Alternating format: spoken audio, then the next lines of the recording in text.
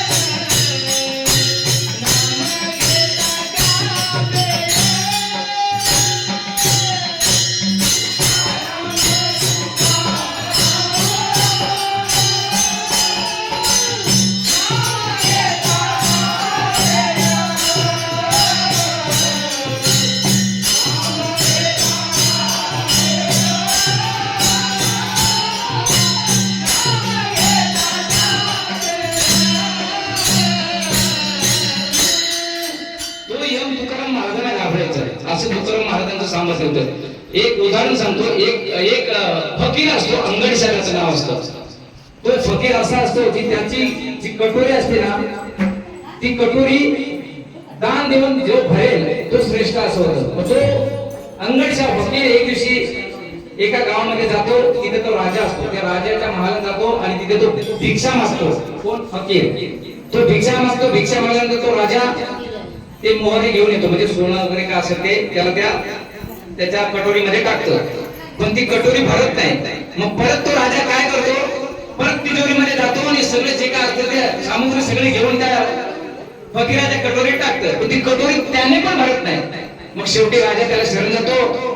त्या फकीराला बोलतो, महाराज माझ्याकडे जे होतं ते तुम्हाला दिलं, पण माझ्याकडे आता काही राहिलंच नाही.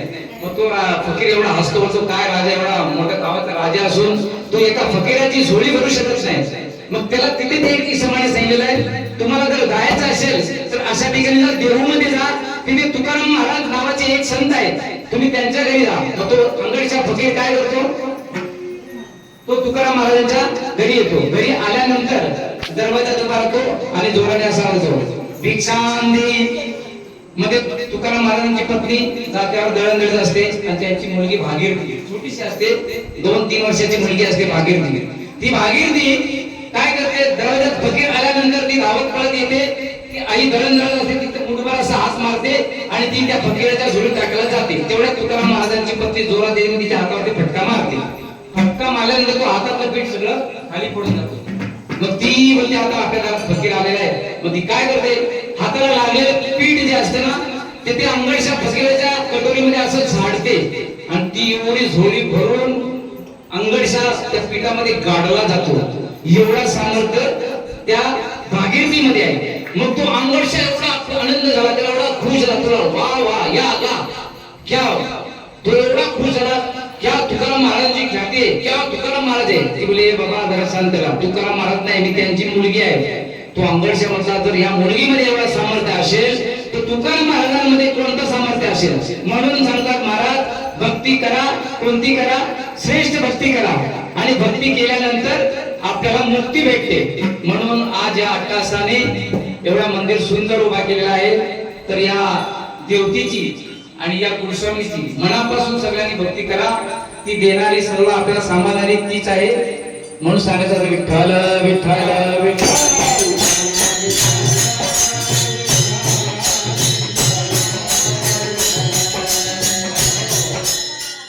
भक्ती केली कोणी केली? भक्त प्रल्हादाने भक्ती केली की नाही? भक्त प्रल्हादाने काय केलं? हिरण्यकश्यप, भक्त प्रल्हादाचे वडील हिरण्यकश्यप, त्यांनी राज्यामध्ये पूर्ण दौंडी दिली. काय दिली दौंडी? माझ्या राज्यामध्ये देवाचं नाव घेऊन त्याला फाशी दिली जाईल. पण शेवटी त्याच्या घरातच कोण निघाला? भक्त प्रल्हाद. तो देवाच्या नावाशिवाय एक दिवस त्याचा असं कधी गेलं नाही. नारायण नारायण नारायण नुसतं भक्ती नावच घेत राहायचं. मग त्या हिरण्यकश्यपाने काय केलं? बोला माझा मुलगा आहे ना, पण माझ्या दुश्मनाचं नाव घेतो, याला जसं मारताय तसं मारा. कोणाला? भक्त प्रल्हादाला. काय केलं? भक्त प्रल्हादाला मोठ्या कड्यावर ढकलून दिलं, गरम गरम तेलाच्या कढईमध्ये त्याला भाजून काढलं, हातीच्या पायाखाली दिलं. तो मेला का? नाही मेला. मग तो हिरण्यकश्यप त्याचे वडील म्हणाले एवढं करून सुद्धा मरत नाही ना, याला जसं मारताय तसं मारा. मग त्यांनी काय केलं? एक दिवशी तो असा नारायण नारायण करत होता घरामध्ये. कोण? भक्त प्रल्हाद. मग तो हिरण्यकश्यप आला तिथे आणि म्हणतात तुझं नारायण नारायण तुझे बोलतोस तो आहे तरी कुठे? मग तो भक्त प्रल्हाद बोला तुम्हाला त्याला बघायचं आहे तर या खांबामध्येच आहे. मग त्या हिरण्यकश्यपाने काय केलं? त्या खांबाला अशी जोरात लात मारली. लात मारल्यानंतर त्याच्यातून कोण बाहेर आलं? नरसिंह. जे अवतार घेतलं होतं ना नरसिंहाचं, ते नरसिंह अवतार त्यातून बाहेर आलं. आणि ती एवढा अवतार तेजस म्हणजे एवढं रागिष्ट होतं देवाला. आता ते आणि त्या देवाची त्या नरसिंहाची आणि हिरण्यकश्यपाचे घनघोर युद्ध झालं तिथे. त्या युद्धामध्ये त्या हिरण्यकश्यपाला नरसिंह अवतारात घेऊन भगवंताने काय केलं? मांडीवर घेऊन फाडलं. जसं आपण फणस फाडतो तसं त्याला फाडलं. आणि त्याला काय होतं? ना आत ना बाहेर, ना दिवस ना रात्र, ना शस्त्र ना अस्त्र, ह्या कुठल्या गोष्टी त्याला मरण नव्हतं. पण शेवटी देवाने तसं अवतार घेऊन त्याला काय केलं? मारून टाकलं. मारून टाकल्यानंतर देव शांत काही झाले नाही. हिरण्यकश्यपाला मारल्यानंतर देव एवढे रागे, एवढा तेजस त्यांचा, एवढा तेज एवढा वाढला होता, एवढे राग झालं होतं त्यांचा अनावर, कोणाला ते सांभाळण्याचं पात्रता नव्हती.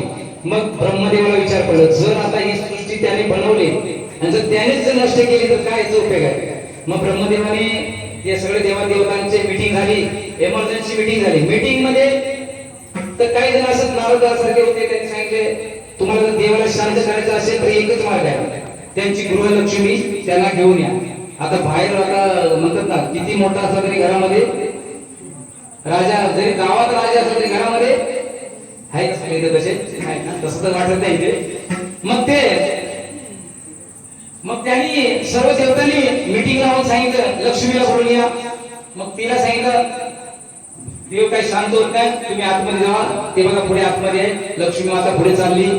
लक्ष्मी माता पुढे गेल्यानंतर ते देवाचं रूप एवढं क्रोधित रूप पाहिल्यानंतर लक्ष्मी पाहिजे हे आपलं गिराईक नाहीये, ते परत आल्या म्हणजे पळून आल्या तिथून त्या. मग आता देवाने विचार पडला आता हे कसं शांत करायचं, देवाला कसं शांत करायचं. मग ब्रह्मदेवाने सांगितलं प्रल्हादा हे देवाने तुझ्यासाठीच अवतार घेतलेला आहे, आता ह्या देवाला तूच शांत कर. मग तो छोटासा प्रल्हाद भगवंता समोर जातो, असं थरथर कापत होतो, छोटं चुनला असतो भक्त प्रल्हाद. मग देवासमोर जातो. मग देवाने त्याला पाहिल्यानंतर देव शांत झालं. कुणाला? भक्त प्रल्हादाला पाहिल्यानंतर देव अनावरती आलं, शांत झालं. आणि त्या भक्त प्रल्हादाला उचलून घेतलं, त्याला जिभेने चाटायला लागलं. आणि नंतर भगवान परमात्मा त्या भक्त प्रल्हादाची माफी मागितली. आज मला सांगा देवाने कधी भक्ताची माफी मागितली का? असं जगामध्ये पहिला भक्त असा जो आहे भक्त प्रल्हाद, की देवाने भक्त प्रल्हादाची माफी मागितली. कशा करता? अरे भक्त प्रल्हादा, तुझ्यासाठी मी खूप लेट आलो, मला अगोदरच यायला पाहिजे होतं, पण मी लेट आलो, मी तुझ्याशी माफी मागतो. पण आता तुला काय पाहिजे ते सांग, तू जे मागशील ते मी तुला द्यायला तयार आहे, असं भक्त प्रल्हादाला भगवंताने सांगितलं. मग भक्त प्रल्हाद बोलला, देवा एक काम कर, मला तर द्यायचं असेल ना तर तू एकच दे. ही जी माणसाची इच्छा जी असते ना ती भरकटते. इच्छा म्हणजे काही कुठं जाते, अनावर जाते. ती इच्छा म्हणजे असं काही मागण्याची इच्छा झाली नाही पाहिजे, फक्त तुझं नामस्मरण झालं पाहिजे, अशी मला दे. तर देव बोलले, एवढंच काय, हे तर मला तुला द्यायचंच आहे, पण तुला मी अजून काय मागायचं मला. भक्त प्रल्हाद बोललो, मला काही नको देवा, फक्त तुझ्या नामाचा विसर पडला नाही पाहिजे आणि तुझी भक्ती माझ्या अंतःकरणात कायमची राहिली पाहिजे. असं अभंगाच्या पहिल्या चरणात आहे की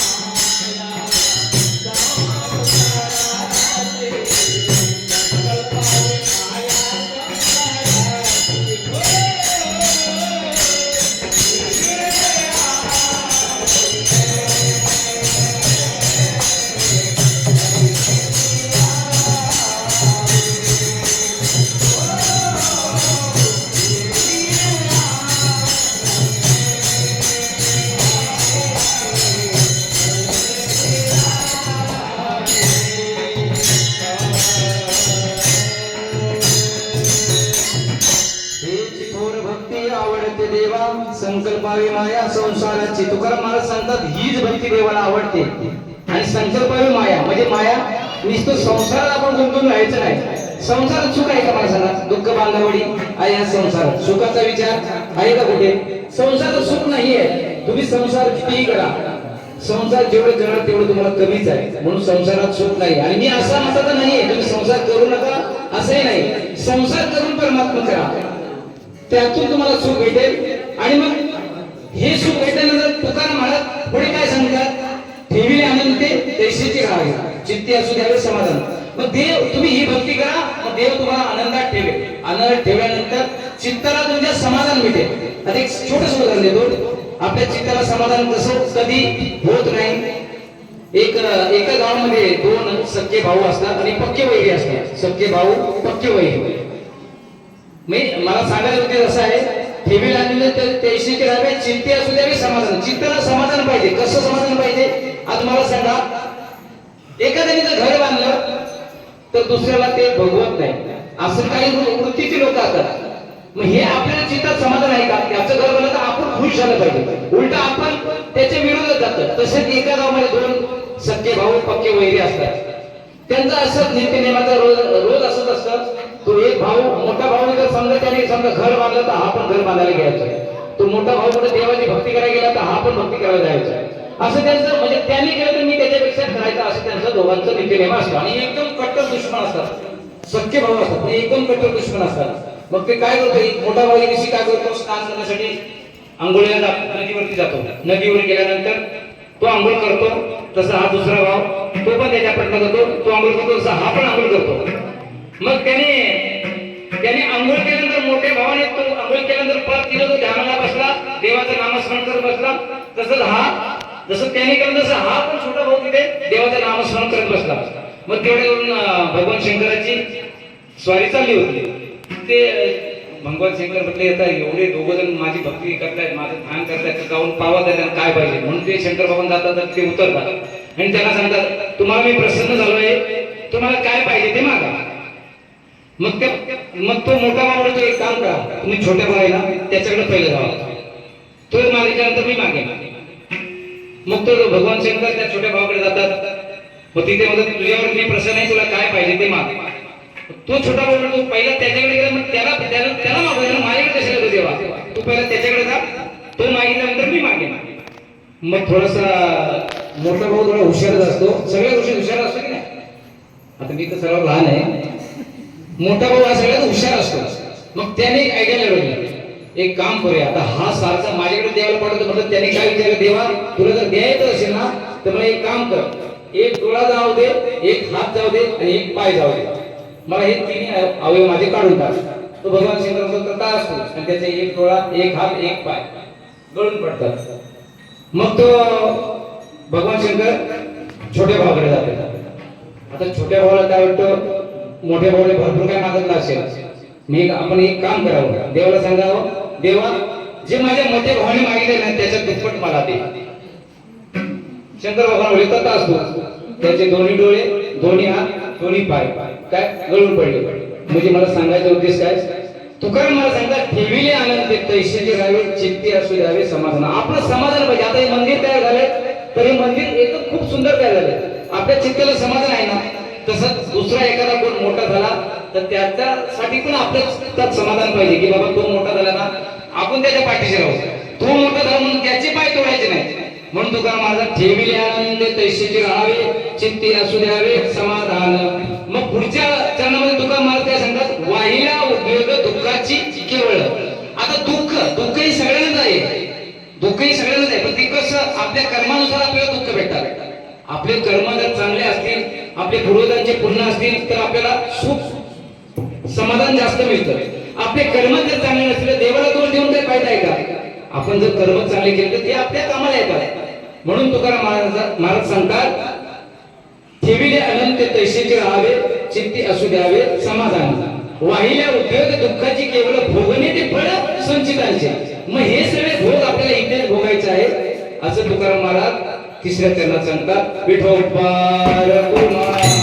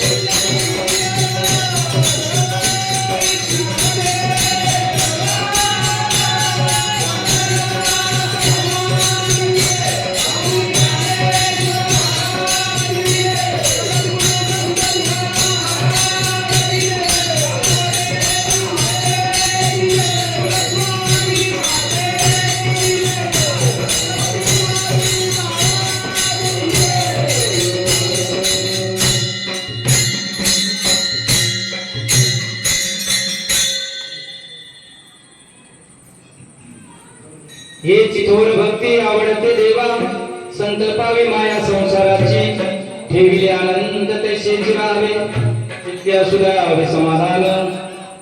हे पहा आपल्याकडे टाइम खूप कमी आहे. आता मी तरी काही करू शकत नाही कारण मला एवढा टाइम दिले त्याच्यात अभंग मी काही सोडू शकत नाही. तरी पण आता काही सेवा करायची म्हणून मी करतोय. कारण का आता जवळजवळ आपल्याला जेवणाचं पण अजून सगळी मंडळी बाकी आहेत. जास्त वेळ करणार 10 मिनिटात मी कीर्तनाची सेवा संपवतो. हे चिथोर भक्ती आवडती देवा संकल्पावे माया संसाराची ठेविले आनंद तैसेच राहावे चित्ते असू द्यावे समाधान. वाहिल्या उद्रेक दुःखाची केवळ भोगणे ते फळ संचितांचे. मग तुका मला शेवटच्या त्यांना सांगतात तुका म्हणे घालू तयावरी भार वावा संसार देवा पायी ठेविले आनंद तैसेच राहावे चित्ते असू द्यावे समाधान. मग तुका मला सांगतात बाबांनो एवढं सगळे केल्यानंतर तुका मला शेवटच्या त्यांना सांगतात तुका म्हणे भार घालू तयावरी वावळा संसार देवा पाहिजे. जेवढं तुम्ही केलेलं सगळं हे फळ आहे ते देवासमोर समर्पित करा आणि आपलं जीवन आनंद करून घ्या आणि भक्तिमयात रमून जा. आणि जवळजवळ कीर्तन म्हणून या भक्तीमध्ये जर रमायचं असेल आणि जर ह्या चांगल्या गोष्टी करायच्या असेल तर सगळ्यांना कळलं पाहिजे. काय कळलं पाहिजे? एकनाथ महाराज नाटाच्या अभंगात सांगतात हे जरी नाही काळ